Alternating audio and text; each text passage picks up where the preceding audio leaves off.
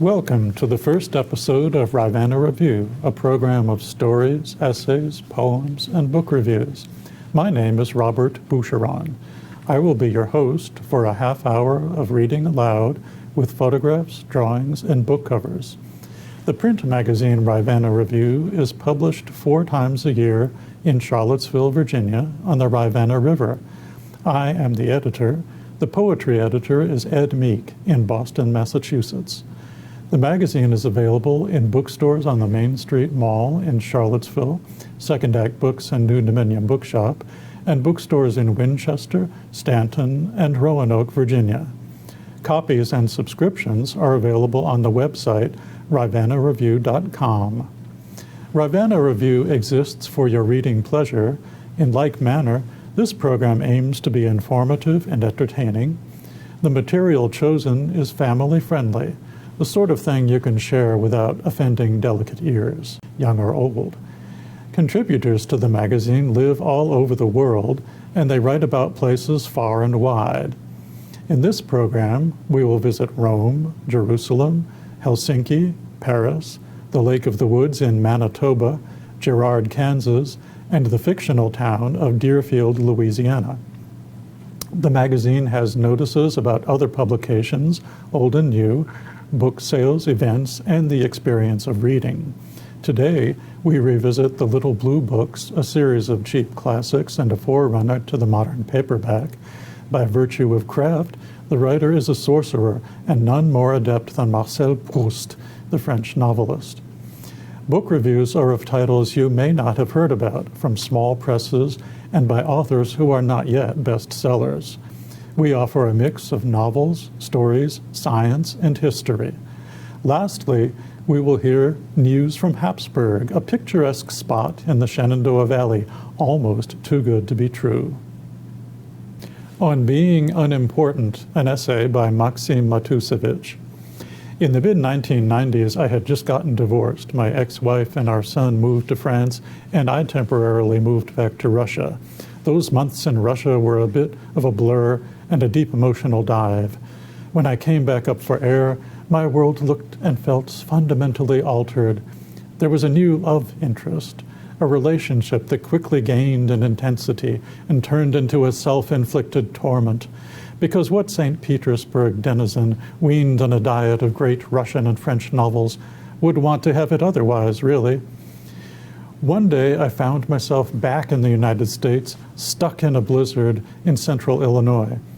On my way from O'Hare Airport, just past Kankakee, the rental car skidded on the icy road and plunged into a snowbank off I-57. Eventually, some good Samaritans, were they cops, ordinary citizens, showed up in a massive truck, pulled the car out of the ditch, and towed it to a church in town that had been converted temporarily to an emergency shelter. Cots were set up between the pews. Excited for this diversion, parishioners distributed hot tea and plastic plates of macaroni and cheese to the rescued. A guy on a cot next to mine claimed to be a congressman. He wore a suit, but I still didn't believe him. After the meal, we stepped outside and shared a joint. I showed him a photograph of my new girlfriend, and he said, "Wow!" and "Wow! I mean, wow!" I couldn't be any happier or sadder. I would have to get back into my American groove, put my life back in order, and go to graduate school, maybe. That post-return year took its emotional toll. My little son now lived in France and spoke French at home, which I found completely disorienting and incongruent with all my previous life experiences. My love story fluctuated wildly, ebbs and flows, peaks and drops. I spent most of the money I earned by delivering pizzas on long-distance phone calls and transatlantic flights. Small Midwestern towns are the perfect setting for heartache and longing. Who said that? No one, probably, but they are. I started taking some graduate classes at a state university, still not quite certain to what purpose. No life plan, none whatsoever. The very bleakness of this period, its dark melancholy, felt poetic. Jerusalem in the 1990s was a surreal place. I kept running into a variety of characters familiar since youth or even childhood, but now mysteriously teleported from Leningrad and Moscow into the dirty, cat-infested alleys of this strange Middle Eastern city. One day, I bumped into Yasha Yoffe, whom I had not seen since my Leningrad kindergarten days back in the 1970s. Even as a little kid, Yasha was an extravagantly eccentric character, famous around the kindergarten for his obsessive commitment to our home soccer team, Zenit. He knew all the players by name and jersey number and exhibited a supernatural familiarity with their personal and athletic life trajectories. No bit of Zenit-related trivia was too small or insignificant for him. Now Yasha was shopping for end-of-day bargain apples at Mahane Yehuda Shuk, an outdoor market. He sported a Zenit-themed T-shirt and stuffed his Shekel Ahad apples inside a plastic bag emblazoned with his favorite team's logo. "Zenit is the champion, right?" I greeted him jokingly, because what else can you ask a guy whom you haven't seen in 20 years? Yasha looked at me very seriously and responded not in the excited treble I knew, but a measured baritone. "Absolutely. Zenit is the champion. Forget Spartak," by which he meant the pathetic Moscow soccer club. An old Leningrad friend, now a budding war correspondent, showed up at dusk with a box of cheap wine. He was ready to party and regale us with stories of his latest exploits in northern Kurdistan, or was it Bosnia? He arrived in a heavily used Peugeot that he had recently acquired from an Arab car mechanic down by Jericho. The Peugeot had no brakes, a mechanical flaw that our thrill-seeking friend considered to be minor at best. Later that night, several of us piled into the miniature car and raced down the winding roads toward an oasis in Wadi Kelt. The driver used the clutch instead of the brake, a trick he had learned on his last assignment in Nagorno-Karabakh. A young Georgian woman seated next to me grabbed my arm and squeezed it in terror. "If we survive this ride," she whispered in my ear, "we should become a couple just because we've been through this together." I kissed her. It was not personal. It was the end of history, and we were going through it together. A Woman of Taste, story by Maya Havisto. I loved working at the bed department. Muted colors, everything was draped in fabric. People instinctively spoke softly, and there was little echo. Even the worst flavors didn't feel agonizing. I dreamt that one day I would sell the White Giant, the largest and most expensive motorized bed in the store. Or maybe one day I'd be the one buying it. Then I was transferred to kitchens, bright whites, polished aluminum, plastic fruit. The customers talked loudly, haggled over the prices, and peered at their reflections on metallic doors when they thought I wasn't watching. The shrill voices tasted like sardines and stale vinegar chips. My commissions took a nosedive. Friday night Riesling became Aldi beer. One Tuesday afternoon, a dark-haired man entered the store. He spoke to me in Merlot grapes from behind his velvety stubble. He was looking for a water tap. I showed him robust rectangular ones, minimalist designs, swan necks of brass, and taps with glowing electronic eyes. I plied him with questions, curved, straight, angular. Any answer was nectar to my taste buds. My chattiness must have baffled him, but did he find his dream tap? A slender one with a slight arch. I spotted no rings on his fingers. The card payment sealed the deal. My number lookup returned several people with that name, but half of them lived nowhere nearby, so I could cross them out. Was I being creepy? I probably was, but I tried not to think about it. I managed to wait for 6 days. My nerves couldn't take a whole week. In the meantime, I closed several good sales, probably out of sheer jumpiness. On Monday, I started ringing through the Aidens. My phone transmitted whiffs of burnt meatballs, cranberry sauce, even green peas. "Sorry, wrong number," I cooed to each one of them. The fourth Aiden was the right one. My mouth watered as soon as he snarled his last name into the phone. My plan wasn't entirely foolproof, but as a clerk I was used to improvising should I need to go off script. Believe in your product or you won't be credible, I reminded myself. I thought of my ex, Louis, and his coleslaw-tinged voice. I would not make do with coleslaw again. A mutual friend gave me your number. He thought we should go on a blind date. A long silence at the other end of the line. My palms sweated and I gripped the phone tighter. Aidan was probably taken. Surely ladies wouldn't let a guy with such a divine voice be single. It hasn't been that long since the breakup, his voice sprinkled into my ear like a vat of grapes being crushed under bare feet. Hopefully not a divorce. He probably wouldn't call that a breakup. He didn't look that old, and he sounded like a single man now. We could go out for one date. Would you prefer grabbing a coffee or heading for drinks? I had cleverly already made the decision for Aidan, having him choose between two options. I was thinking way past the first date. Mum always called me unrestrained. Aidan suggested a cafe known for its sumptuous cakes. I dyed my hair darker and had it cut to reduce the chances of him recognizing me from the store. My voice is luckily very indistinct and no one ever remembers it. Aidan ordered his coffee black and I asked for tea and a macaroon with a color that matched my bag. I feel like I've seen you before, his voice burbled. Maybe at someone's house party, I offered. Which one of my mates do you know, anyway? I hesitated for a second. Jim? Aidan nodded. I should have guessed. I quizzed Aidan as much as I dared to. He turned out to be a hobby musician, and one with the right questions. It was easy to keep him talking. I savored the juicy grapes of his baritone while he discussed different brands of strings.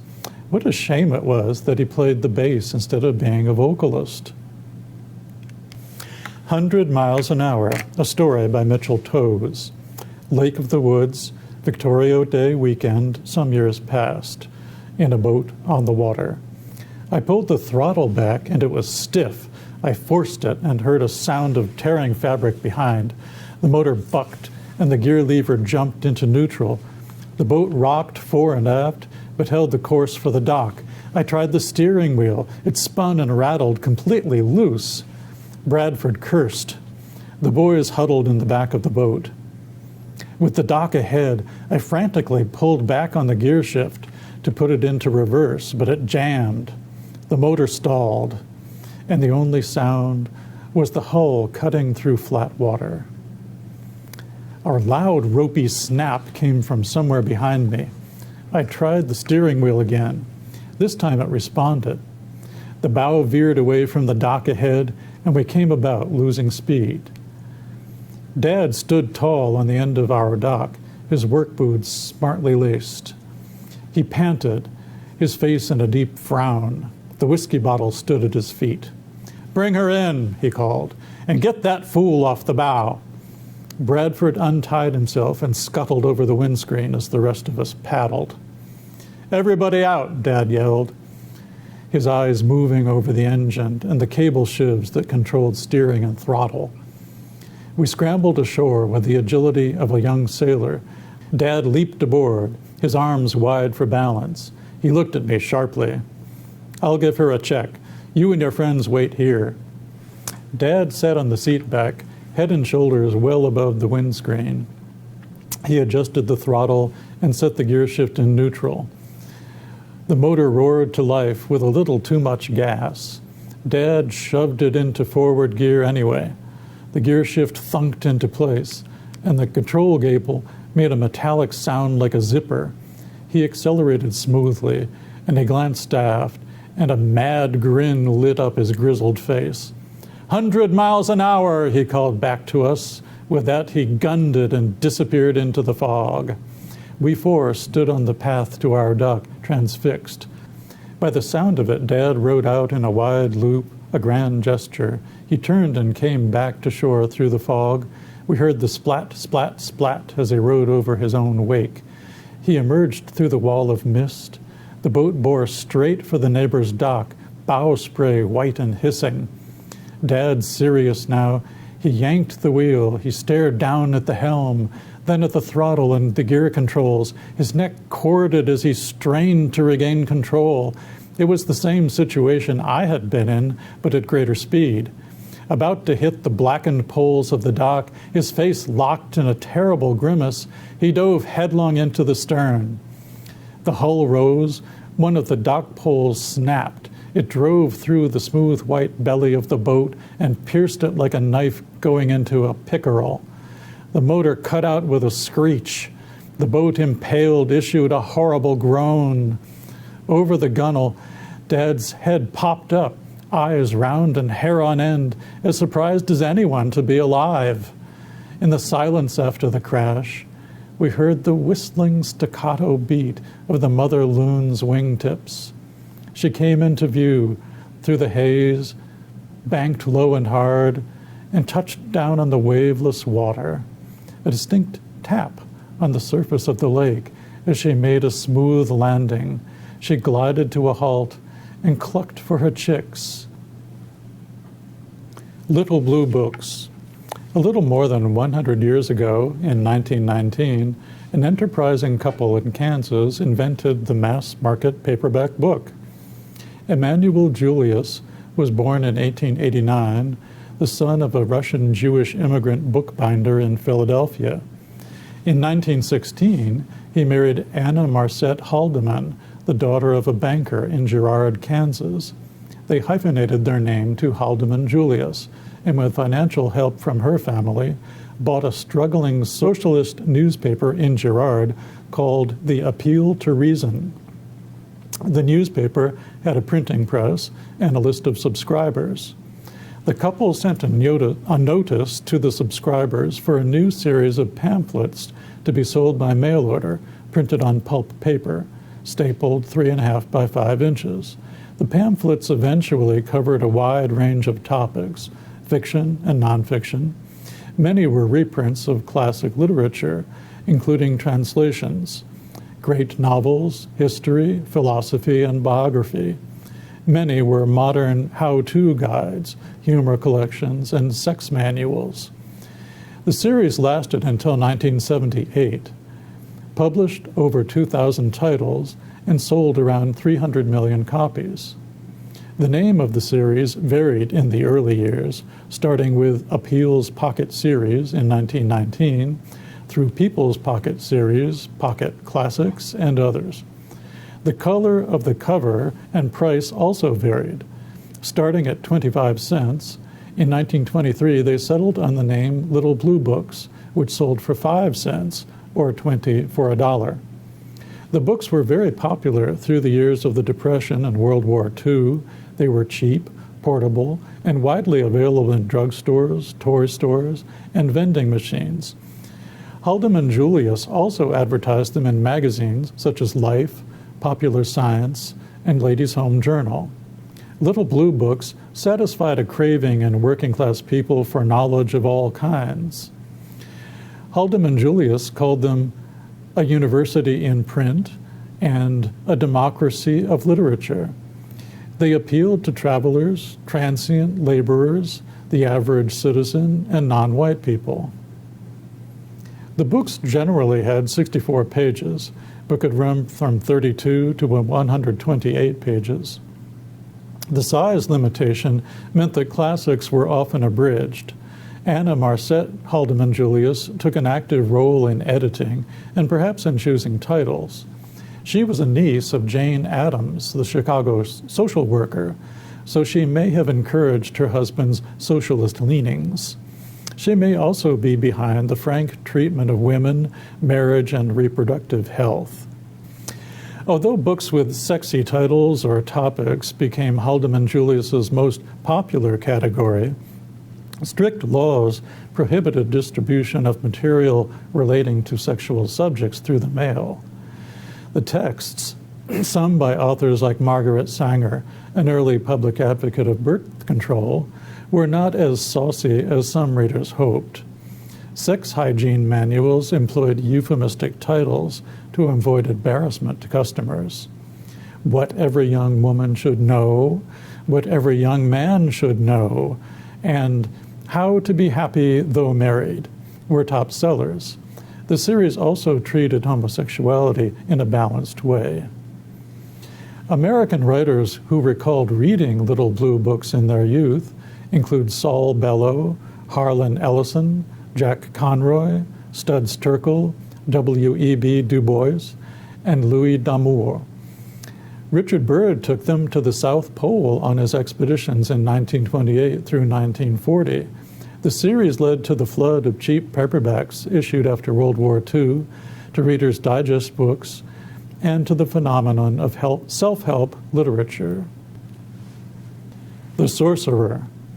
By virtue of craft, the writer is a sorcerer, and none more adept than Marcel Proust. He makes much of the power of art. Characters in his novel go to the opera, plays, and exhibitions. They discuss a musical intonation, the delivery of a speech on stage, a patch of yellow paint on a canvas. In Swann's Way, the little phrase in a string quartet by Vinteuil, repeatedly heard and admired by them, becomes the national anthem of Swann's love for Odette. The narrator, Marcel, rhapsodizes on reading novels as a boy in the garden of the house in Combray. His favorite writer is Bergotte, a fictional amalgam of Anatole France and Paul Bourget. Bergotte rhapsodizes in the same way as Proust, which creates an effect of echoes in a gorge, or mirrors a line to reflect infinity. Here he refers to Bergotte. Whenever he spoke of something whose beauty had until then remained hidden from me, of pine forests, or of hailstorms, of Notre Dame Cathedral, or Athalie, or Phèdre, by some piece of imagery he would make their beauty explode into my consciousness. Proust himself is a showman, a magician with 100 tricks up his sleeve. He cites a few details: the sensuous color of the sky at dawn, a street seller's cry, the shape of a nose. His long sentences hypnotize, like a train that rolls through a landscape of marvels. More vivid than a dream or the memory of a journey to a much-loved country, one we visited in childhood, when the world was fresh and our appetite was keen, and we revel in the language as it effortlessly flows. Then he pulls up short. The train jerks to a halt, and we glimpse the sleight of hand.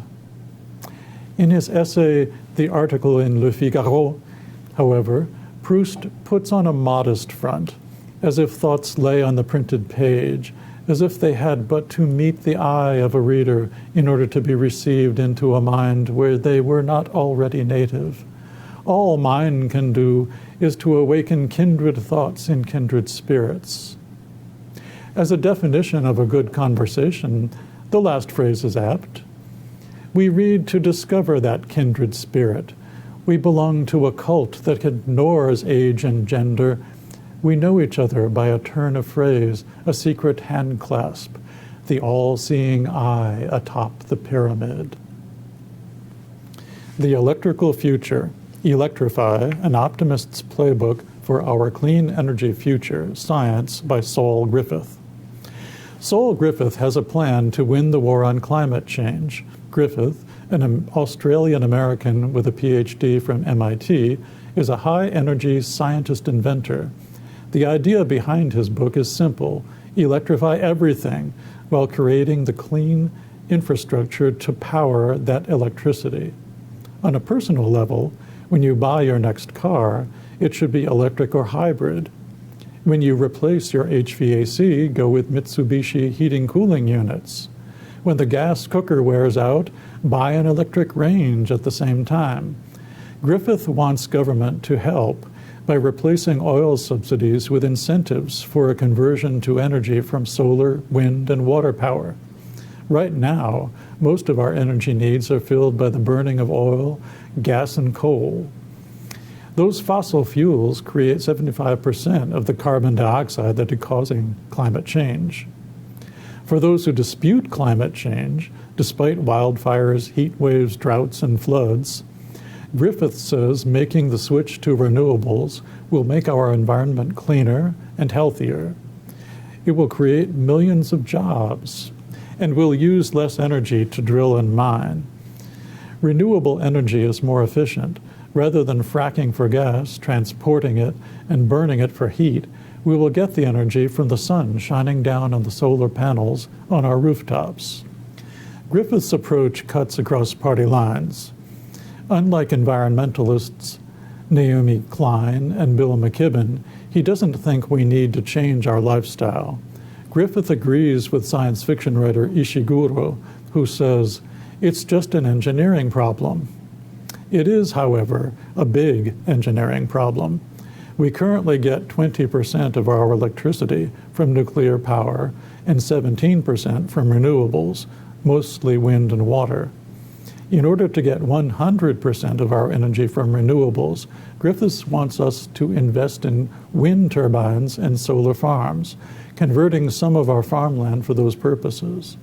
He wants the government to give us low-interest loans for home conversions, and he'd like help from the fossil fuel companies to transition to clean energy, because they have the infrastructure and organization to do so. The plot thickens. The Big Door Prize, a novel by M.O. Walsh.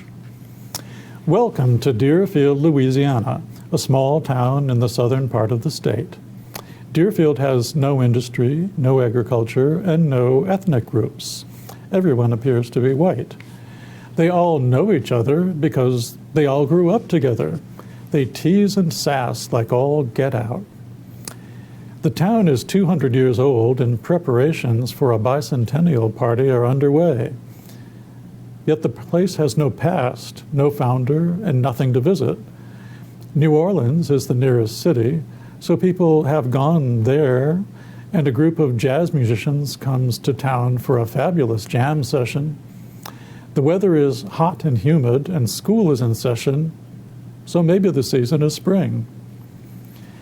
No one mentions the Big Door Prize of the title, and no one wins. Instead, the novel starts with a mysterious machine in Johnson's grocery. Made of plywood, the DNA mix is large enough to enter through curtains, as one would a photo booth at the mall or parish fair. And it promises to tell you your potential in life, what your body and mind are capable of doing based on the science of DNA.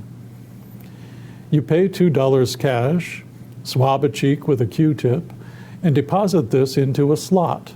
You get a printout on a slip of blue paper.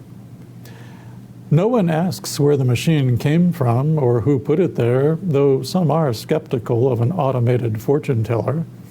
For all the amusing banter, they are simple people. They think for page after page, but achieve no insight. The title of Chapter 18 is The Caravan of Fools. Is the book a heartwarming depiction of small-town life, like the Tula Spring novels by James Wilcox, or a vicious satire? Like okra in a gumbo, the plot thickens. You have to read to the end for things to make sense, and even then... Sherilyn is dizzy and aches for a good reason. Her childless marriage is about to bear fruit. Douglas learns to play the trombone and is promoted to principal. Father Pete can't save Trina from her demons, but deuce, that devil is finally exposed.